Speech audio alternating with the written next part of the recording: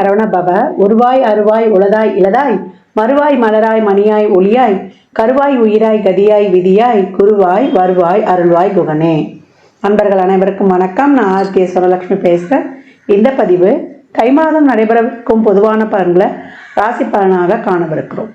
தை மாதம் என்பது உத்தராயண காலம் ஆரம்பம் அப்படின்னு சொல்லியிருக்கிறோம். ஏன்னா தமிழ் வருடங்களில் 2 காலங்கள் இருக்குது, உத்தராயணம் தட்சிணாயணம்னு. மகரத்திலிருந்து மிதுனம் வரை உள்ள 6 மாதங்கள் உத்தராயண காலம்னோ, கடகத்திலிருந்து தனுசு வரைக்கும் உள்ள மாதங்களை தட்சிணாயன காலம் அப்படின்னு சொல்லுவோம். இந்த உத்தராயண காலம் தேவர்களின் பகல் பொழுது.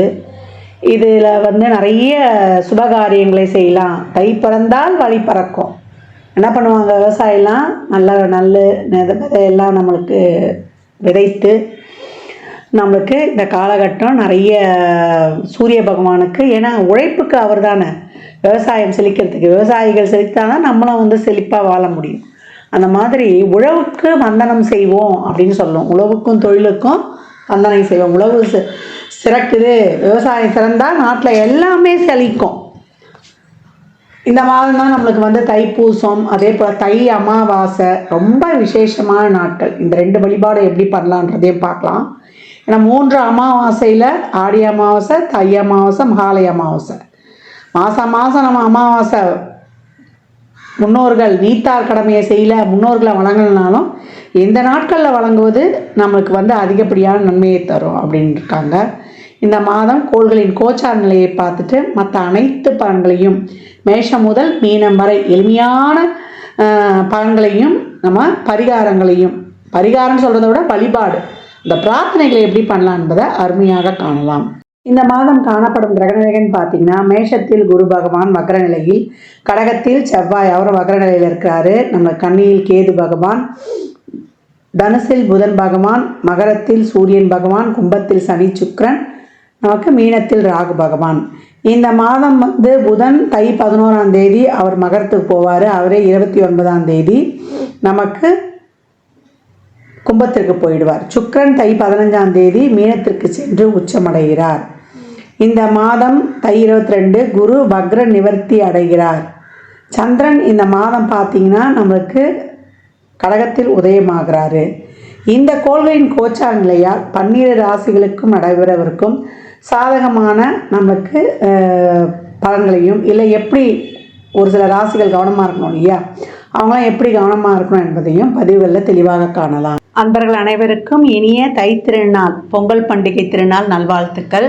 நம்ம இந்த மாதம் 14, 15, 16 3 தினங்களும் பொங்கல் பண்டிகை கொண்டாடுவோம். 13ஆம் தேதி போகி பண்டிகை. போகி பண்டிகை நம்ம தேவையில்லாத பொருட்களை எரிக்கிறது கிடையாது. நம்மக்கிட்ட இருக்கிற எல்லா விதமான எதிர்மறை எண்ணங்களையும் நம்ம இது பண்ணிடணும். எல்லாருக்கிட்டேயும் அன்பு, அதே போல் நன்றி உணர்வோடு இருக்கும்போது நம்ம நல்ல நன்மைகளை நம்ம சந்திச்சுக்கலாம், எப்பேற்பட்ட ஒரு இக்கட்டான சூழல் இருந்தாலும். பொங்கல் பண்டிகை 14/1/2025 செவ்வாய்க்கிழமை அன்று வருது. அன்றைய தினம் பொங்கல் வைக்க சிறப்பான நேரம் என்னம்மா அப்படின்னு கேட்டிங்கன்னா, காலையில் 8லிருந்து 9 மணிக்கு சுக்கிர ஓரையில் வைத்து வழிபடுவது ரொம்ப சிறப்பு. சூரிய பகவானை அன்று குடும்பத்தோடு வழிபடணும். எப்போ சூரியன்னா நம்மளுடைய கூட்டு குடும்பமாக இருக்கிறதுக்கு சூரியன் ரொம்ப முக்கியம். அப்படி கும்பிடும்போது தான் சூரியனுடைய அருள் முழுமையாக கிடைக்கும் அப்படின்னு சொல்லலாம். அன்றைய தினம் நம்ம குலதெய்வ வழிபாடு, முன்னோர்கள்கிட்ட எல்லாம் நிறைய ஆசீர்வாதம் வாங்கிக்கணும். யாருக்கிட்டையுமே அன்றைக்கி ஏதாவது மன வருத்தம் ஏதாவது இருக்குது செய்யுதுன்னா கூட அதையெல்லாம் தூக்கி போட்டுட்டு நீங்கள் போய் ஒரு சாரி இதெல்லாம் கேட்டு நீங்கள் சேர்ந்து நீங்கள் அவங்களோட அவங்களுடைய பிளெஸ்ஸிங்ஸை வாங்கிக்கோங்க.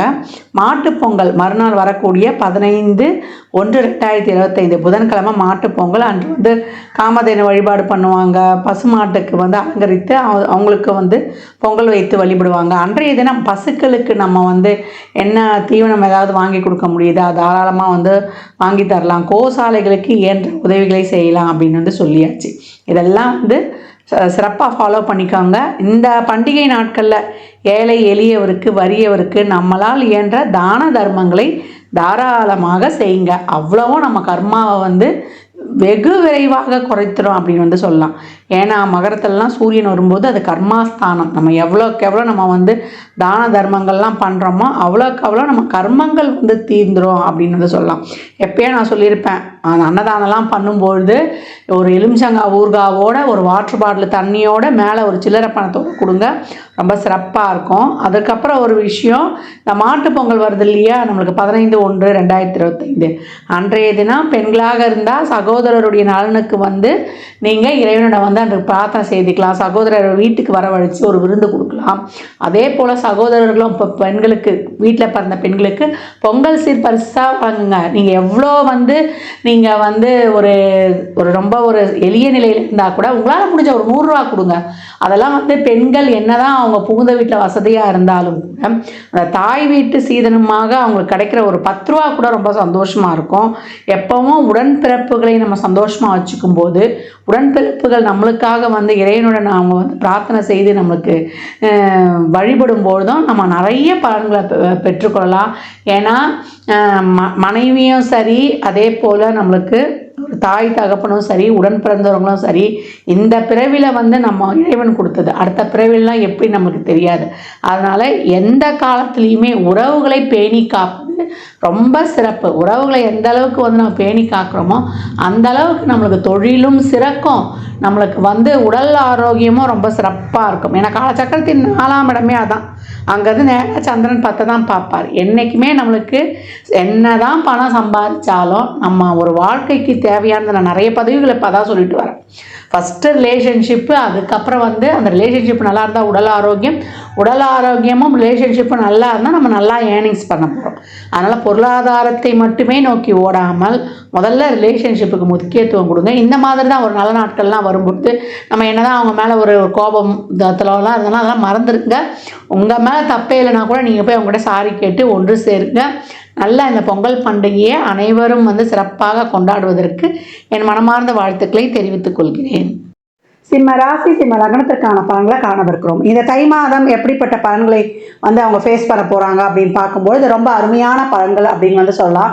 ஏற்கனவே அவனுக்கு அஷ்டம சனி இந்த அச்சத்தை மட்டும் விளக்கிடுங்க. அஷ்டம சனியை கூட நம்ம அதிர்ஷ்டம் தரும் தனியாக ஆக்டிவாக இருக்கும்பொழுது நம்மளுடைய நேர்மறை எண்ணங்களை செலுத்தும் போது பொறுமை, நிதானம், நம்மளுக்கு தன்னம்பிக்கை அதிகமாக இருக்கணும், டிவைன் எனர்ஜி அதிகமாக இருக்கும். இறைவனுடைய பாதார விந்தங்களை இறுக பற்றி கொள்ளணும், அது மட்டும் போதும். மற்றபடி நம்ம அருமையாக கடந்து வந்துடலாம். இந்த காலகட்டம் சிம்மத்திற்கு தொழிலில் நல்ல ஒரு மாற்றங்கள், தொழிலில் புதுசாக ஒரு வேலைக்காக முயற்சிக்கிறோம் அப்படின்றவங்களுக்கும் ரொம்ப சிறப்பு. ஏன்னா சனி சுக்கிரன் மாத ஆரம்பத்தில் நமக்கு 7ஆம் இடத்துல தான் இருப்பார். சுக்கிரன் அதுக்கப்புறம் தான் போய் நமக்கு 8ஆம் இடத்துல உச்சமாகிறார். அப்போ கூட வெளியூர் வேலை வாய்ப்பு, வெளியூரில் ஒரு பிஆர் கிடைக்கிறது, ஒரு நிரந்தர ஒரு குடியுரிமை, நிரந்தர ஒரு தொழிலுக்கான ஒரு ஏற்பாடுகள் இதெல்லாம் செய்யணும். ஒன்று நமக்கு நிரந்தரமாக கிடைக்கணும்னா 8ஆம் இடம் ஸ்ட்ராங்காக இருக்கணும். அந்த நிரந்தரத்தன்மையை கொடுத்துடணும். கொடுத்துரும் இந்த காலகட்டம். இப்போ தொழிலில் இந்த முதலீடு போடுறதுக்கெலாம் கொஞ்சம் உங்கள் ஜாதகத்தை ஆய்வு பண்ணி போடுங்க. டக்குன்னு எடுத்துகிட்டு போய் பெருசாக பண்ணிடாதீங்க. தொழிலில் மிக சிறப்பான பல மாற்றங்களை காணுவீங்க. இந்த காலகட்டம் பணம் கொடுக்கல் வாங்கல், வாய் வார்த்தை, ஜாமீன், இந்த விஷயங்களை மட்டும் கவனமாக இருக்கணும்.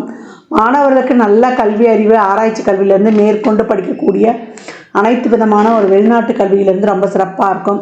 மத்திய மாநில அரசு துறை தேர்வுகளாக இருந்தாலும், அதில் பணிப்பிரிவுகளாக இருந்தாலும், தனியார் துறையில் பணிப்பிரிவுகளாக இருந்தாலும், தொழிலில் ஊதிய உயர்வுடன் கூடிய உத்தியோக உயர்வு இந்த காலகட்டம்லாம் இருக்குது. வயதில் மூத்தவங்களாம் இந்த காலகட்டம் உங்களுக்கு ஏற்றாற்ப ஒரு தொழில் பண்ணாலும் அதில் ஒரு நல்ல லாபகமான சூழல் இருக்கும். உடல் ஆரோக்கியத்தில் மட்டும் கொஞ்சம் கவனமாக இருக்கணும். பெண்மணிகளுக்கு உள்ள சுமையும் இருக்கும், வேலை சுமையும் இருக்கும் அப்படிங்கிறத சொல்லலாம். டிப்ரெஸில் இருந்து மட்டும் இது பண்ணிடுங்க. மற்றபடி உங்களுக்கு தேவைக்கேற்ற வீட்டுக்கு தேவையான பொருட்கள்லேருந்து, உங்களுக்கு தேவையான பொருட்கள்லேருந்து வாங்கி மனமகிழக்கூடிய காலம். இந்த சுப நிகழ்ச்சிகள், சுப பேச்சுவார்த்தைகள், திருமணம் சார்ந்த விஷயங்கள், என் லவ்வை போய் வீட்டில் சொல்ல போகிறேன் அப்படின்னு சொல்கிறதெல்லாம் மாத முற்பகுதியில் எல்லாத்தையும் முடிச்சுக்கணும். மாத பிற்பகுதியில் நம்மளுக்கு ஒரு வண்டி வாகனங்களில் செல்வது, உறவுகள்கிட்ட கொஞ்சம் வாய் வார்த்தையை விடுறது, இதெல்லாம் கொஞ்சம் கூடுதல் கவனம்லாம் எடுத்துக்கணும். இந்த காலகட்டம் உங்களுக்கு 15 தேதிக்கு முன்னாடி இந்த காரியங்கள்லாம் செயல்பட்டால் அந்த ரிலேஷன்ஷிப் சார்ந்த விஷயங்களில் முடிவெடுங்க. அப்படி இல்லையா விட்டுடுங்க, அடுத்த மாதம் நம்ம பார்த்துக்கலாம். ரொம்ப எந்த விஷயத்தையும் ஒரு ப்ரெஷர் போட வேண்டாம். எல்லாமே உங்களுக்கு மாத ஆரம்பத்திலே நடந்து முடிஞ்சிடும். தசாபுதியில் சிறப்பில்லாதவர்கள் மட்டும் வண்டி வாகனங்கள், இரவு நேர பயணங்கள்லாம் ரொம்ப கூடுதல் கவனம் இருக்கணும், அது மட்டும் வந்து இங்கே வலியுறுத்தப்படுகிறது. சிம்ம ராசி லக்னக்காரர்களுக்கு இந்த காலகட்டம் வந்து நீங்கள் மாத பிறப்பில், இப்போ தை மாதம்னா தை மாத பிறப்பு, அப்படி இல்லை ஞாயிற்றுக்கிழமைகளில் அன்னதானம் செய்வது ரொம்ப சிறப்பாக இருக்கும். அன்னதானம் செய்யும்போது நான் ஏற்கனவே சொன்ன மாதிரி தான் எலுமிச்சங்காய் ஊறுகாவோட அன்னதானம் பண்ணுங்கள். ஒரு வாட்டர் பாட்டில் தண்ணியோட 11 ரூபா 21 ரூபா கொடுக்கறது ரொம்ப சிறப்பு. இந்த காலகட்டம் வந்து கலைத்துறை, அதே போல் மீடியா, சின்னத்திரை பெரிய திரை அனைவருக்கும் ஒரு சிறப்பான காலகட்டம். ஒப்பந்தங்கள், எதிர்பாராத தனவரவு, உங்களுக்கு நல்ல விருதுகள், பேர் புகழ் கிடைப்பது, இதெல்லாம் ரொம்ப அருமையாகவே இருக்கும். உடல்ல ஆரோக்கியத்தில் பேக் பெயின், ஷோல்டர் பெயின், அடிவயிறு இழுத்து பிடிச்சிக்கிறது, நரம்பு சம்மந்தப்பட்ட பிரச்சனைகள் இருப்பது, இந்த விஷயங்கள்லாம் மட்டும் கூடுதல் கவனம் எடுத்துக்கோங்க. பெண்களாக இருந்தால் கர்ப்பப்பை சம்மந்தப்பட்ட பிரச்சனை, ஆண்களாக இருந்தால் விதைப்பை சம்மந்தப்பட்ட பிரச்சனை, ஹைட்ரோசில் போன்ற பிரச்சனைகள்லாம் வரக்கூடிய வாய்ப்பு இருக்குது. இதில் மட்டும் வந்து கொஞ்சம் கூடுதல் கவனம் எடுத்துக்கோங்க. லாட்ரி, ரேஸ், சீட், டாட்டோ, இந்த மாதிரி ஊடகம், இந்த அதிர்ஷ்டம் சார்ந்த தொழில்கள்லாம் கொஞ்சம் நார்மல் இன்வெஸ்ட்மெண்ட் பண்ணுங்கள். பெருசாக எதுவும் எதிர்பார்க்காதீங்க. ஜாக்பாட் ஏதாவது அடிக்குமா, எங்களுக்கு லாட்ரி அடிக்குமான்றவங்களாம் கொஞ்சம் நார்மல் இன்வெஸ்ட்மெண்ட் வச்சுக்கோங்க. பெருசாலாம் எதுவும் எதிர்பார்க்காதீங்க. பணம் கொடுக்கல் வாங்கல கொஞ்சம் எப்போவுமே கவனம் இருக்கணும். ஒரு சிலருக்கு மூதாதையர் சொத்துக்கள் திடீர்னு வந்து நம்ம உறவுகள் யாருன்னா இருந்துட்டு அங்கே கிடைக்கக்கூடிய அந்த சொத்துக்கள் ஒன்று இழந்து ஒன்று பெறுவோம் இல்லையா, அந்த மாதிரி எதிர்பாராத நேரத்தில் உங்களுக்கே தெரியாது உயிரில் உங்களுக்கும் ஒரு பங்கு இருக்குதுன்னு, அந்த மாதிரி திடீர்னு எதிர்பாராத தன வருவாயும் உங்களுக்கு இருக்கும். இல்லை யாராவது ஒரு சொத்துக்கு வந்து பினாமியாக போய் அதன் மூலியமாக ஒரு வருமானம் வரக்கூடிய காலகட்டங்களாக இருக்குது. குழந்தை நலன் சார்ந்த விஷயங்கள்லாம் ரொம்ப சிறப்பாக கை கொடுக்கும். அதற்கான மருத்துவங்கள்லாம் இப்போ ரொம்பவே நல்லா ஆப்டாக இருக்கும். தொழிலில் ஒரு சிறப்பான ஒரு மாறுதல்கள், தொழிலில் வந்து ஒரு நல்ல ஒரு ப்ரமோஷன், ஒரு பணி நிரந்தரம், இதெல்லாம் இந்த காலகட்டம் ரொம்ப சிறப்பாக இருக்கும். ஒரு சுய தொழில் பண்ணுறோம், எங்களுக்கு வருமானமே இல்லாமல் இருந்தவங்களுக்கு நல்ல தன வருவாய் இந்த காலகட்டம் இருக்கும். நல்ல மணி ஃப்ளோ இருக்கும். நான் ஏற்கனவே சொன்ன மாதிரி தான் பணம் கொடுக்கல் வாங்கல், வாய் வார்த்தை, ஜாமீன் போன்ற விஷயங்களில் ரொம்ப கவனமாக இருக்கணும். தேவையில்லாத வார்த்தையை விட்டுடாதீங்க. கமிட்மெண்ட்ஸில் ரொம்ப கவனமாக இருங்க. இந்த கமிட்மெண்ட் வாக்கு கொடுக்குறதுலாம் உறவுகளில், பண விஷயங்களில் கூடுதல் எச்சரிக்கையாக இருக்கணும். மற்றபடி சிம்மத்திற்கு இந்த காலகட்டம் எதிர்ப்பாளரிடையே ஆணாக இருந்தால் பெண்கள் விஷயத்தில் ரொம்ப கவனமாக இருக்கணும். பெண்களுக்கான செலவுகள், கலத்திரத்தின் உடல்நிலையில் இதெல்லாம் கூடுதல் கவனம் வச்சுக்கோங்க. மனைவியால் அதிர்ஷ்டமும் உண்டு, அதையும் வந்து எடுத்துக்கணும். நம்ம தசாபுதி எப்படி இதுக்கெலாம் வந்து ஆப்டாக சப்போர்ட் பண்ண போகிறதுன்னு தான். மற்றபடி சிம்மத்திற்கு இந்த மாதம் ரொம்ப சிறப்பான மாற்றங்கள் எதிர்பார்க்கலாம். வெளியூர் வேலை வாய்ப்பெலாம் எதிர்பார்த்து கொண்டு இருந்தோம் அப்படின்ட்டுலாம் ரொம்ப சிறப்பான ஒரு நன்மைகளே காணப்படும். பாக்கியங்கள்லாம் கிடைக்கப்பெறும். ஏற்கனவே சொன்ன மாதிரி ஒரு வீடு வாங்கணும், வண்டி வாங்கணும், இல்லை ஒரு சுப பேச்சுவார்த்தைகள் நடத்தணும், எல்லாத்தையும் மாதம் ஆரம்பத்திலேயே இந்த 3 நாள் இந்த கரிநாளாக போயிடும். அதற்கப்புறம் வந்து கடகடன்னு விரைந்து உங்களுடைய எல்லா சுப காரியங்களுக்கும் முயற்சிகளையும் செயல்பாடுகளையும் ஊக்கமாக போடுங்க. எல்லாமே சிறப்பாக நடைபெறும். அஷ்டம சனி வருதுன்னா கவலையே வேண்டாம். மார்ச், ஏப்ரல் இந்த 2 மாதம் மட்டும் கொஞ்சம் கவனமாக இருந்துக்கோங்க. அதுக்கப்புறம் குருவின் பார்வை கிடச்சிரும். நம்ம சமாளித்து ரொம்ப சிறப்பாக வந்துடலாம். சிம்ம ராசி லக்னக்கார அன்பர்கள் இந்த காலகட்டம் தினமும் ஞாயிற்றுக்கிழமையில் ஆதித்ய இதயம் கேட்டுக்கொண்டு வருவது ரொம்ப சிறப்பு. அதே போல் தன்வந்திரி பகவான் வழிபாடு, அப்படி இல்லை லக்ஷ்மி நரசிம்மரை வழிபடுவது உங்களுக்கு ரொம்ப சிறப்பான பலனை தரும். அது சுவாதி நட்சத்திரம் அன்னைக்கு நீங்கள் வழிபட்டாலும் சரி, இல்லை உங்கள் ஜென்ம நட்சத்திர நாளில் வழிபட்டு பானக்கம் வந்து இந்த காலகட்டம் வந்து நெய்வேத்தியம் வைத்து அதை பிரசாதமாக கொடுங்க, பானக்கத்தை கொடுங்க. இல்லை ஒரு இனிப்பு ஏதாவது ஒன்று கோயில்களில் கொடுத்து கொண்டு வாங்க. பௌர்ணமி, அமாவாசையில் ஒரு பாயசம், இல்லை ஒரு லட்டு, இந்த மாதிரி ஏதாவது ஒரு இனிப்பு கொடுத்து கொண்டு வர உங்களுக்கு இந்த காலகட்டம் ஏற்படும் தடைகள், இல்லை எதிர்பாராத ஒரு விபத்து ஏற்பட போகுது, இல்லை ஏதாவது உடல் சுகவீனம், அந்த மாதிரி எல்லா தடைகளும் நீங்கி உங்களுக்கு சுபங்கள் நடக்கிறதுக்கான வாய்ப்புகள் ரொம்ப அருமையாகவே இருக்குது. சிம்மம் தடைகளை தாண்டி கர்ஜனை தோரணையுடன் கம்பீரமாக நடந்து வரோம் அப்படின்னு வந்து சொல்லலாம். இந்த பலன்கள்லாம் கோள்களின் கோச்சார நகரை வைத்து சொல்லப்பட்டிருக்கு. உங்கள் சுய ஜாதகத்தில் இப்போ என்ன தசாபுதி நடக்குது, அது எதற்காக உங்களுக்கு ஊக்கப்படுத்துது, அது திருமணம், குழந்தை பாக்கியத்திற்கா, இல்லை பொருளாதார முன்னேற்றத்திற்கா என்பதெல்லாம் உங்கள் சுய ஜாதகத்தை ஆய்வு செய்வதன் மூலம் மட்டுமே நாம் தெள்ள தெளிவாக அறிந்து கொள்ள முடியும். சிம்ம ராசி லக்னக்கார நண்பர்களுக்கு என் மனமார்ந்த வாழ்த்துக்களை தெரிவித்துக் கொள்கிறேன்.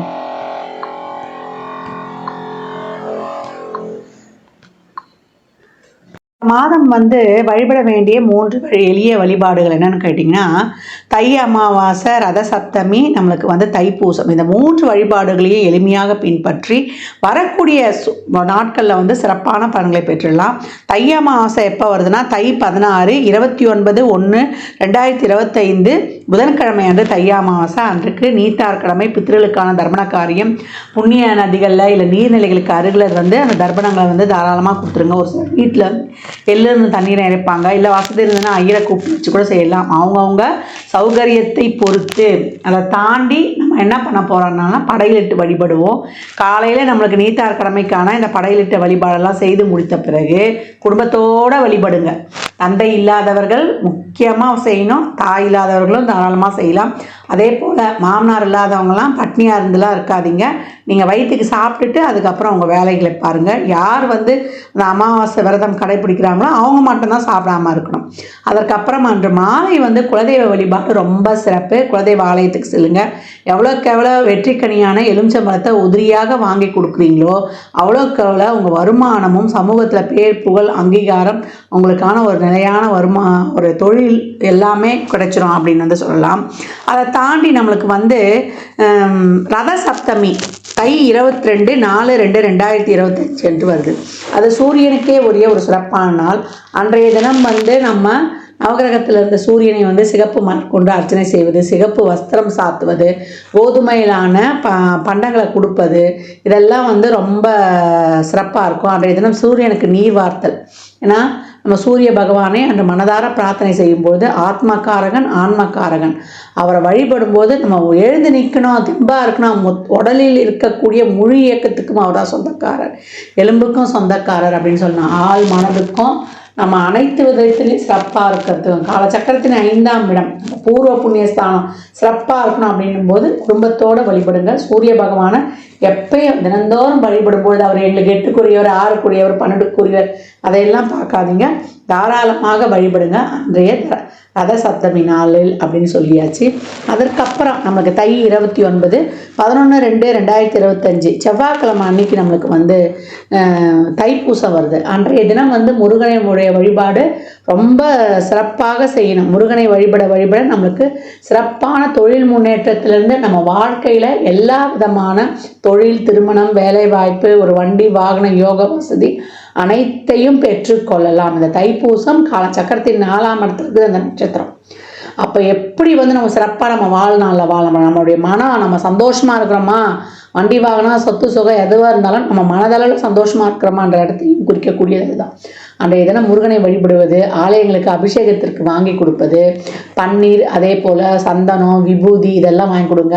நம்மளுக்கு பன்னீர்லாம் வாங்கி கொடுக்கும்போது, பன்னீர் இளநீர்லாம் வாங்கி கொடுக்கும்போது நம்ம கோபம், நம்மளுடைய இதெல்லாம் அந்த ஆங்காரம்லாம் கொஞ்சம் குறைஞ்சிரும். நமக்கு அப்படியே ஒரு சாந்தமாக ஆகிடுவோம் நம்ம. அதே போல் பன்னீர் ரோஜா மாலை வாங்கி போடும்போது சுக்கரன் சிறப்பாக ஆக்டிவேட் ஆகி திருமண தடையை நீக்கி கொடுப்பார். செல்வ செழிப்பாக இருக்கணுமா அப்படின்றவங்கெல்லாம் சந்தனத்தை அபிஷேகத்துக்கு வாங்கி கொடுங்க.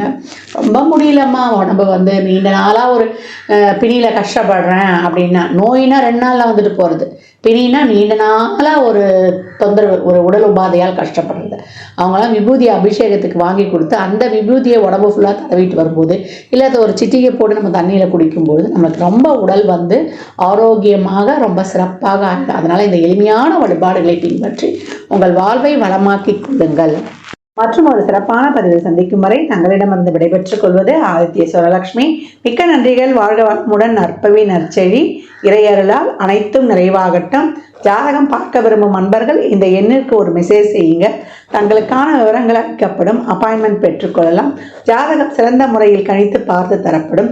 வாஸ்து பார்த்து தரப்படும். வாஸ்துப்படி வீடு கட்ட பிளான்கள் போட்டு தரப்படும். சுபமுகூர்த்த நாட்கள் குறித்து தரப்படும். அவரவர் சேவைக்குண்டான கட்டணத்தை செலுத்தி சிறப்பான சேவைகளை பெற்று வாழ்வை வளமாக்கிக் கொள்ளலாம்.